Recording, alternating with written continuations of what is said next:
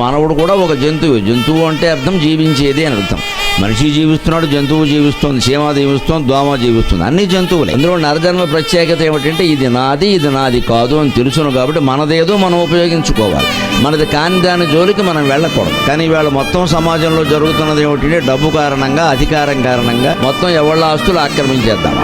బలహీనుడైన వాడు ఇవాళ సమాజంలో బతకలేని పరిస్థితి. అందుకని ఇక్కడ కవి జగన్మాతకి మొరపెట్టుకుంటున్నాడు, తన కన్నతల్లి రూపంలో ఉన్న జగన్మాత. అమ్మా, ఈ పశుతత్వం నాకు భయం కలిగిస్తుంది, అందువల్ల ఓ పంచి సినీ బంగారు నంకమ్ములో శిశువై పండగ చేయుమెల్లప్పుడు కాశీవాస భాగ్యం వదే.